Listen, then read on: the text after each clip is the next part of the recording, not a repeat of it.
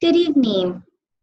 Sorry we can't be in person this evening, but I'd like to share some information for our course fair parent night by the counseling department. So these are our counselors. We have our counseling team broken up into 9th and 10th grade counselors by Alpha, and then 11th and 12th grade counselors by Alpha. We also have a data counselor who does all data students 9 through 12, and we have an ETA counselor who also is 9 through 12. One of our counselors is called the stand counselor, and he works with crisis intervention and does different groups and so forth. These are our assistant principals and our magnet directors. We have an assistant principal for curriculum, and then the other assistant principals are broken down by alphabet. Your magnet directors are Lori Murach with data, and we have Robert Lozano with ETA. This particular year, this is our current Roosevelt Bell schedule. As of right now, planning is in the works to find out what we're going to do next year, but nothing has been decided as of yet. But this is what we have been operating on this year. Mondays, Wednesdays, and Fridays, we have periods 1 through 4. It's the same exact periods 1 through 4 like that every single week. Same with Tuesdays and Thursdays. They're a little bit longer, but we have 5th, 6th, and 7th periods on Tuesdays and Thursdays every week. It doesn't change. So what is the job of a school counselor? Mainly, we fall under 4 components. First one, guidance and curriculum, where we go into the classrooms and we talk about maybe responsible behavior or different things for increasing their self-confidence and self-esteem. We do go into the classrooms. This particular year, we've been doing it through Zoom or posting it into our Google Classrooms for the kids. We also, responsive services is extremely important. That's when kids come and talk to us about personal issues, or maybe they're having trouble in some of their classes and things of that nature. Individual planning. We spend a lot of time meeting individually with our kids, whether it be picking their schedules for the following year or figuring out how we can help them meet their goals and for the future. System support is our last main component, and that is when we help them, whether it be reaching out with the community, providing staff development for our faculty, and just supporting the kids here in school. Okay, so graduation requirements. We also call it the DLOA. That's the Distinguished Level of Achievement with 26 credits. And basically, students need 4 Englishes, 4 math, 4 science, 3 social studies, even though a lot of students will get a 4th social studies so that, because maybe their college requires it or the university that they plan on going to. We also require 2 years of the same language. Also PE, just 1 credit of PE and 1 credit of fine art, and then 6.5 credits of electives. And then also health is a half credit requirement for graduation. Okay, so also with the DLOA, a student picks an endorsement. And so you can receive an endorsement in many different ways. There's 5 main categories. As you can see, a lot of our kids will choose the multidisciplinary studies. With that particular one, a student only has to have a 4th social studies class, which may be required for them anyway for their college or university. So that one's really easy to get. Other students, maybe they're interested in law, and they'll take principles of law freshman year, and then they'll take law enforcement second year, and then law enforcement 2, and then maybe criminal investigations or forensic science. And so basically all an endorsement is trying to get a kid to focus on possibly what they might want to do for the future. But it's really easy to get. I do not want the kids to stress over, oh, what endorsement.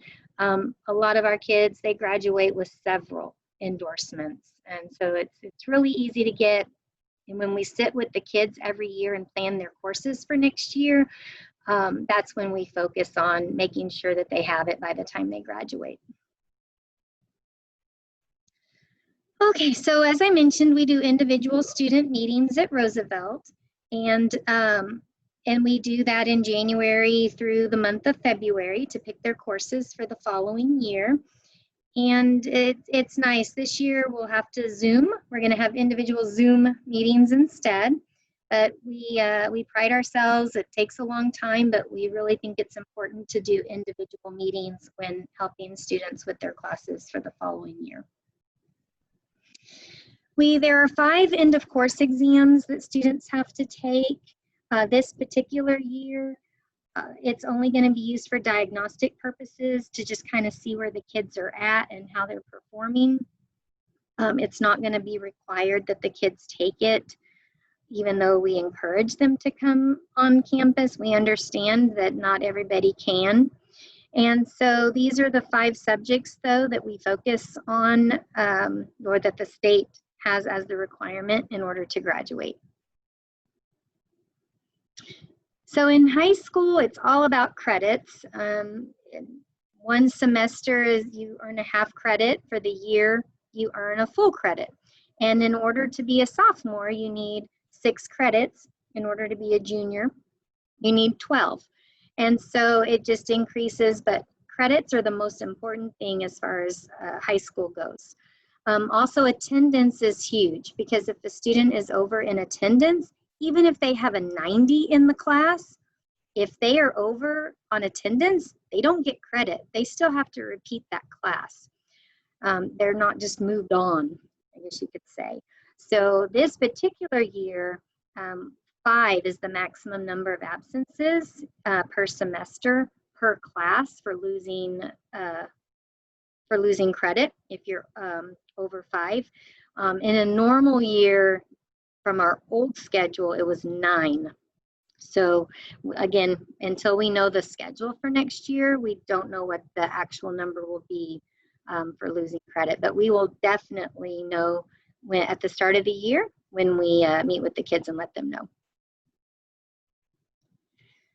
Okay, so through the year for 9th grade, these next slides are going to be examples of guidance lessons that we do with them either in the classroom or through Zoom.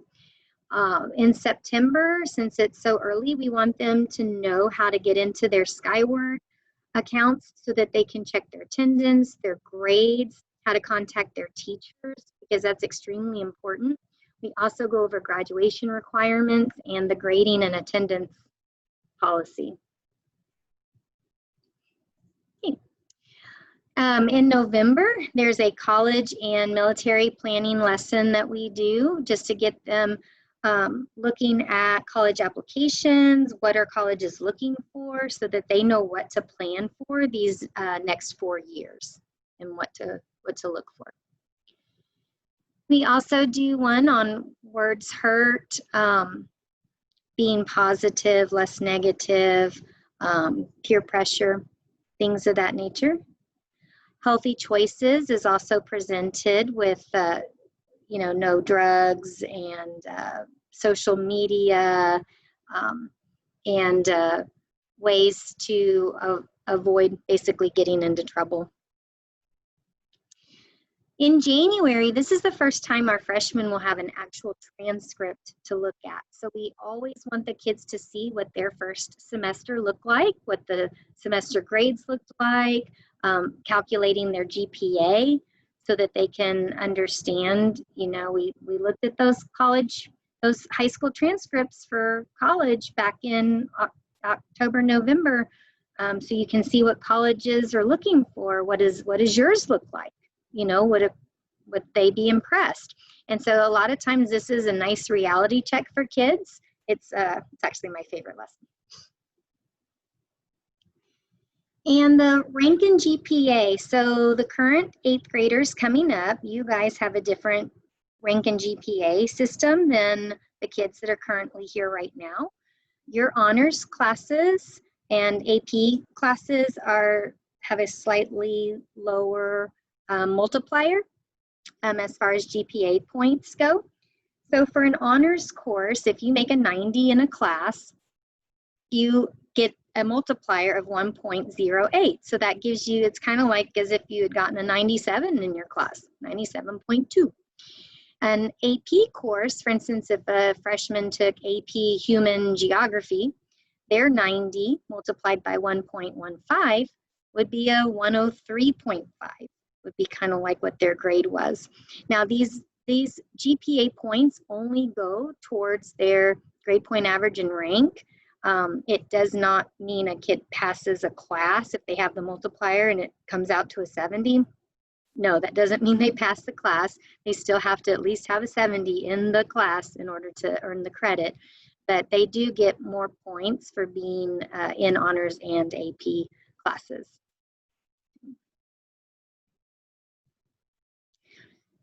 So one of the other ones we do is on anxiety, stress. The kids learn how to maybe cope with stress, manage. We have them create and make stress balls. They write in gratitude journals, things in that area. We also have one for career, internships, interview practicing. And then in May, we look at summer opportunities, whether it be summer school to get ahead or to repeat a class, or credit recovery, or maybe they need to repeat the EOC test that they took. So we talk to them in the classes about that. And the last thing I wanted to leave you guys with is we have a fabulous family specialist. Her name is Melissa Mendiola, and there's her contact information.